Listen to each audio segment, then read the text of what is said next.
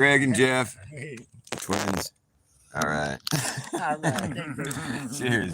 Love you guys. Travel safe. Yepper. Whoop, whoop.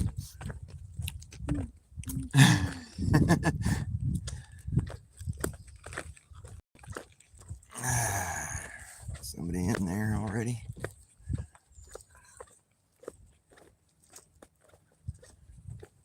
I was going to talk about something that I think is pretty interesting.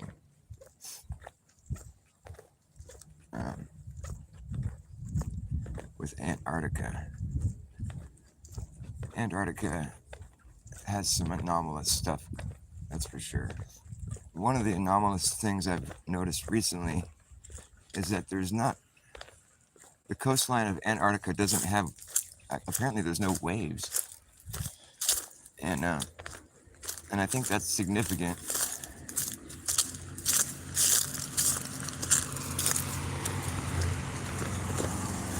Later, guys.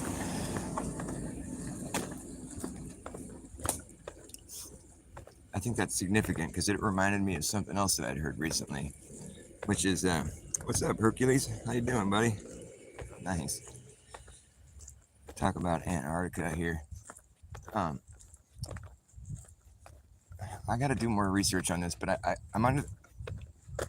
I've got the impression that this is the information that I got, which was that there is no waves on the shoreline of Antarctica, and I forget there was something else too, but I guess I don't know how there must be a tide. There has to be some kind of tide, but there's no waves, and I believe that has and the current. I think it has everything to do. I think we could study the current along the Antarctica coastline, and I think we'd be able to discern some valuable information.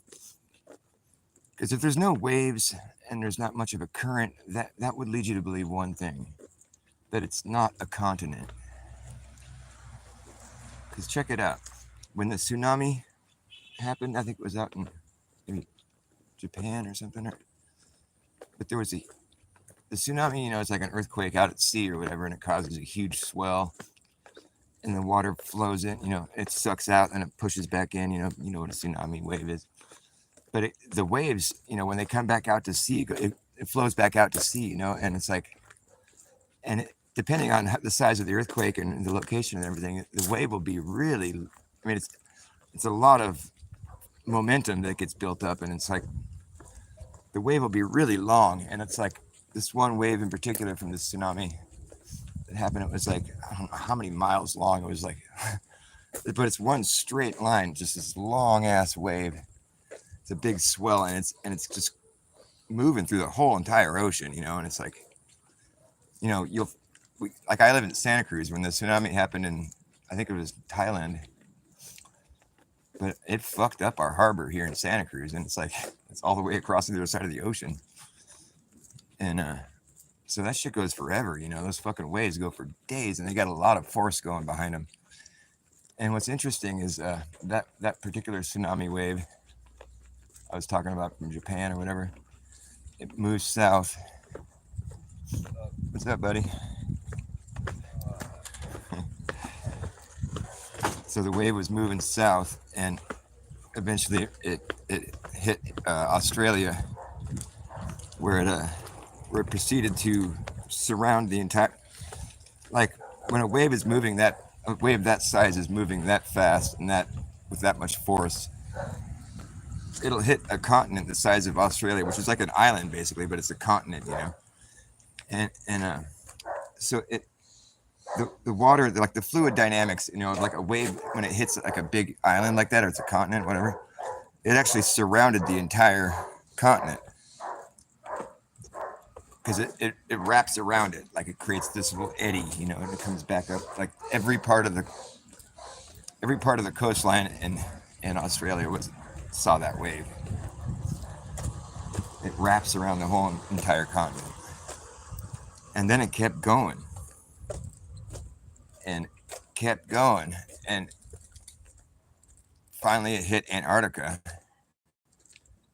where it did a completely opposite.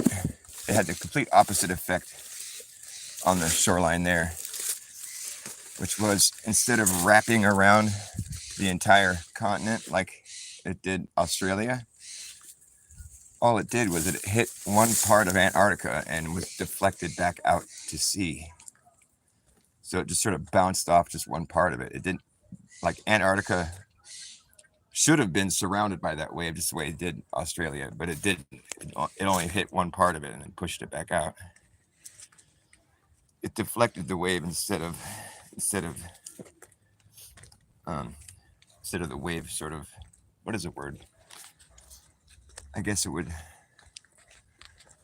The wave didn't wrap around it because it wasn't an island. Antarctica is the border. It's what surrounds the ocean. So when the tsunami wave hit Antarctica, it simply just pushed it back out. It just diffused it instead of there being a current that allows it to surround the whole continent. It's not a continent. So what I'm saying is, like, the way the tsunami wave hit Antarctica tells you all you need to know about what Antarctica really is. It's not a continent. If it was, every part of that shoreline there on Antarctica would have seen that wave the same way Australia did. That's not what happened. It just pushed it back out. Yeah. And I think that's information that sort of falls into the same realm as like what I was talking about, with there being no current or no waves really in Antarctica. I got to look more into that and find out the details on that, because I think that's something I haven't heard people talk about really. I've heard. I watched the video that I watched that told me about the wave, the tsunami wave, was maybe you've seen it. It's that channel. What's it called? No Fanfare. I think it's called No Fanfare. You seen that? It's a great channel. Shout out to No Fanfare. I think that's what it's called. I gotta fix my string on my guitar here. I'll keep talking. Yeah, but I think that's something that people should study more. Is the nature, just exactly what happens along the coastline of Antarctica, like, because the way water, the fluid dynamics of what, the way water is, the way currents in the ocean and the way water behaves in regards to like its surroundings or what it surrounds. It's like a lake behaves differently than an ocean.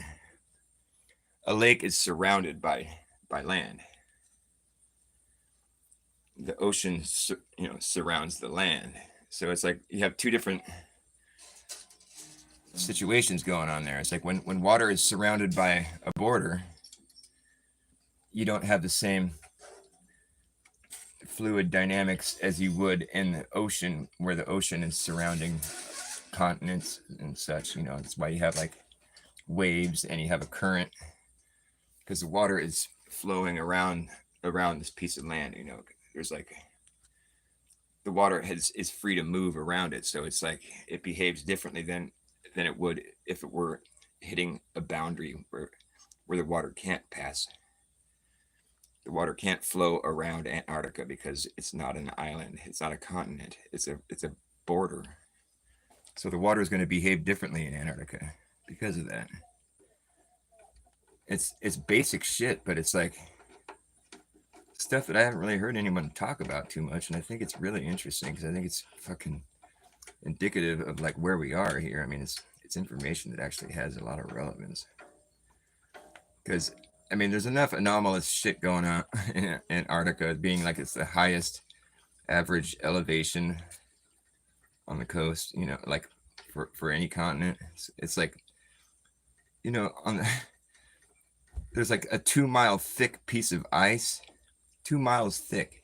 2 miles thick. It's like over 11,000 feet of ice, and it's just a chunk of ice.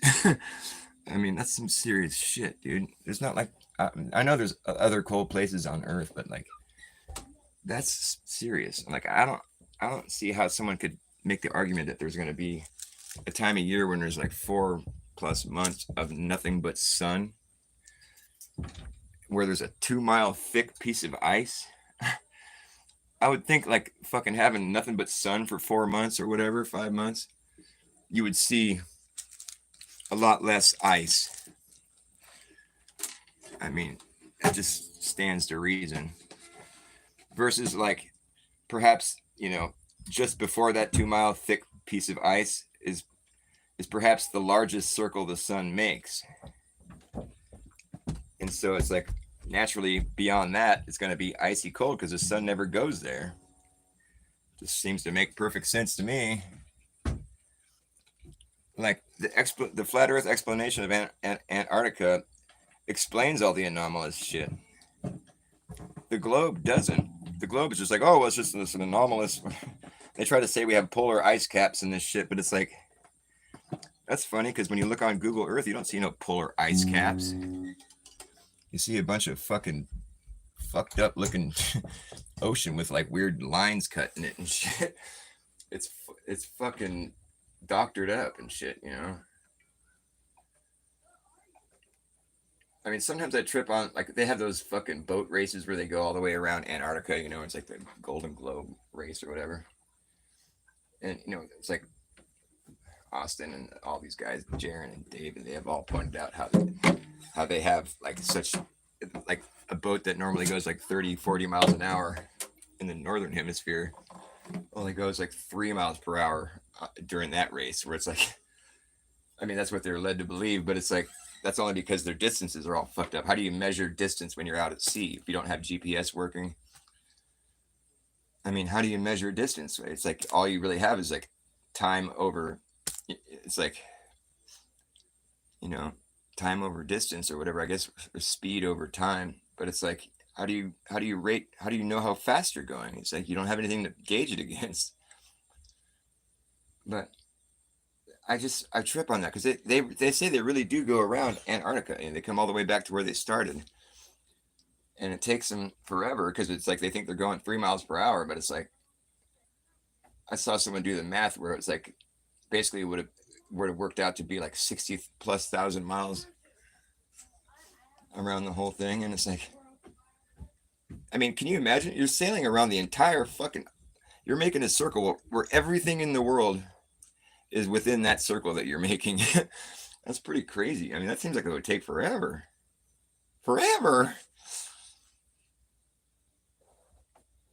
But that makes sense though, if it was around 60,000+ miles, because if the equator is 24,000 miles in circumference and it's only halfway across the Earth, well, that would lead you to believe that, like, you're going to have probably some 50, 60,000 miles when you finally reach the limit.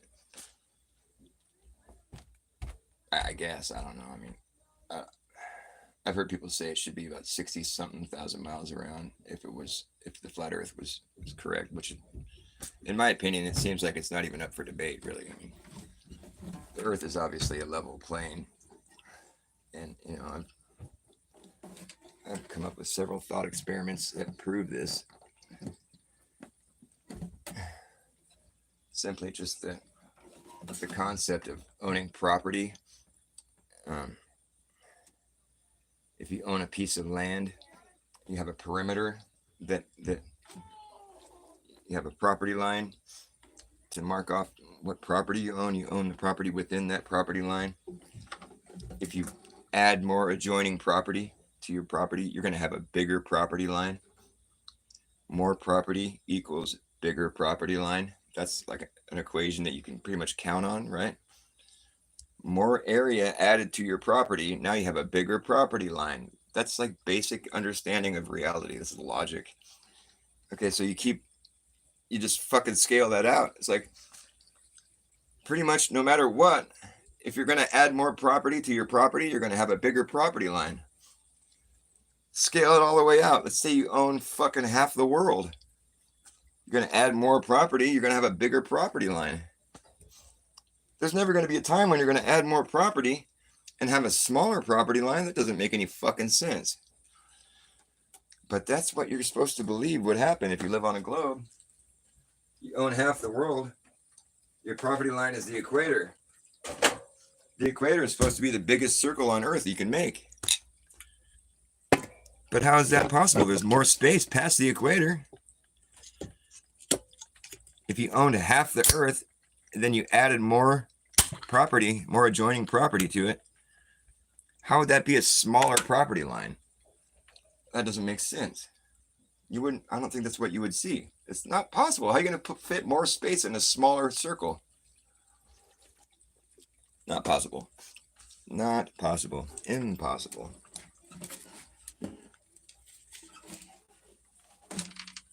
Never heard anyone even talk about that, but it seems like such a obvious, like, dilemma. Dilemma. Do you think it's a dilemma? Impossible. Yeah, exactly. Whoa, that's way low.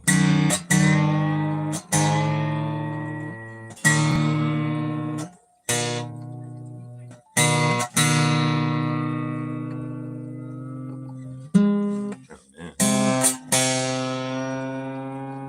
Oh, dude. I hate this. It's already so tight. Did I put the wrong one on? Maybe I put the wrong one on. Where's the other string?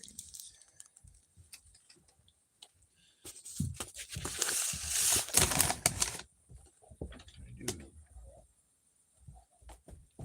That's about there. Yeah, that looks like it's the wrong string. Well, that would explain why it's not getting up to pitch. See if I can find my guitar strings. What's going on, Tony? How you doing? Chilling in your coffee house. Dude, where's my coffee? Dude, where's my coffee, man? Dude, where's my guitar strings? Dude, I thought they'd be out here. Oh, there they are. I was correct.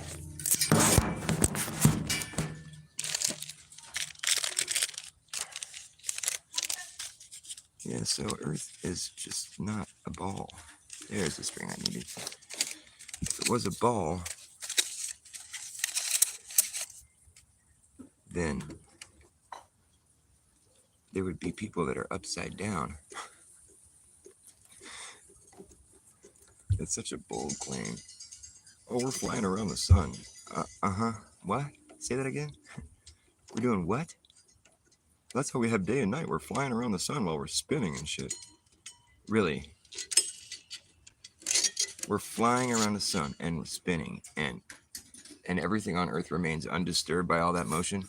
Oh, yeah, because of conservation of momentum and centrifugal gravity. Get out of here. Because of magic, basically? You're going to need magic to make that work. Well, how do you explain night and day? I don't have to.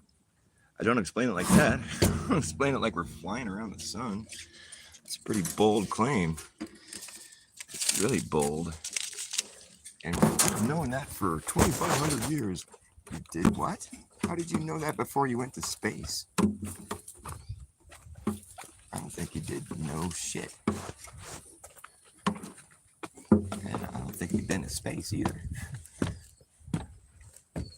If you had, you wouldn't have provided so many fraudulent space presentations. Okay, what am I doing here? Oh yeah, fine. What are you guys doing in here? Like parkour courses. Taking a break as well. Uh-huh. Oh my god. Parkour courses? Inside the house? Yeah. And outside. And outside. Now, can you wave your trumpet? Yes, I can. Where should I put these blankets? Well, don't put them on the floor. You can put them in this chair over here. Okay.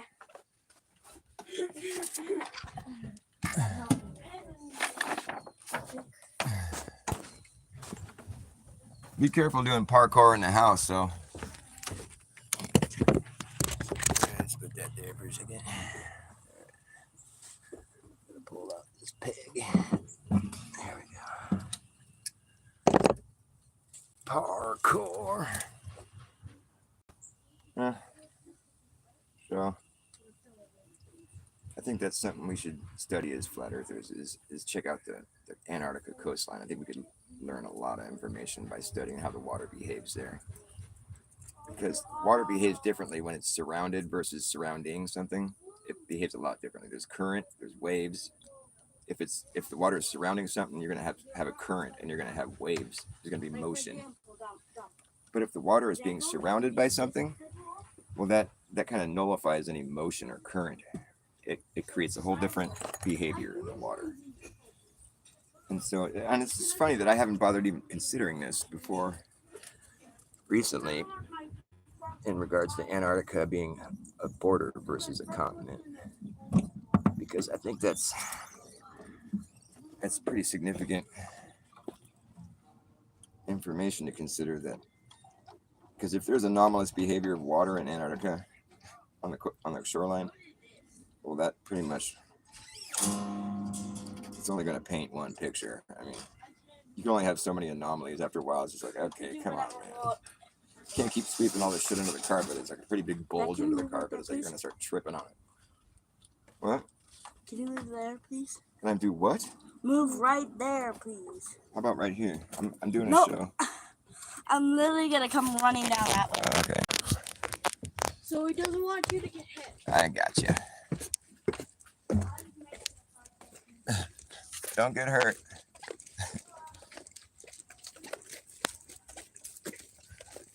It's hardcore parkour. There we go. So that's what I'm going to be researching a little bit of because I'll make shows about it if I want to try to make a video to where like I can show people all the stuff that I'm talking about instead of just having to talk about it and not have any sort of source material or anything. Because I think it's pretty interesting, and I haven't seen anyone do a video about this really. I did see that video about the tsunami wave and how Antarctica deflected it. That was on the No Fanfare channel. Shout out to No Fanfare. It's a great channel. They're really good. And I don't know the dude's name that they cover, but the guy he's from Australia. He's really smart. He did a video not that long ago about tides, and it was information I'd never heard before, and it seemed pretty dead on. He's talking about the salt mines, and they're like these tunnels that go under the earth, and they're found all over in lakes and ocean like this. It's like a whole like the Earth's plumbing system basically. It's really interesting shit. Has nothing to do with the moon.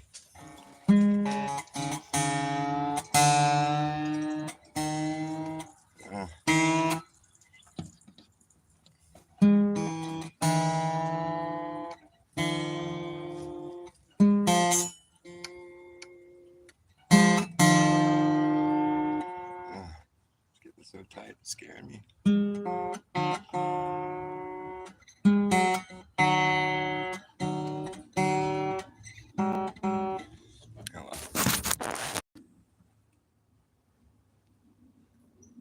Yeah, I know, man. I'll break a lot of strings sometimes. I'm gonna get my guitar all dialed out here, and I'll come back on. Just wanted to talk about flat Earth there for a minute, but I'll be back on here in a little bit. So if you guys are bored, hit me up. All right, cheers.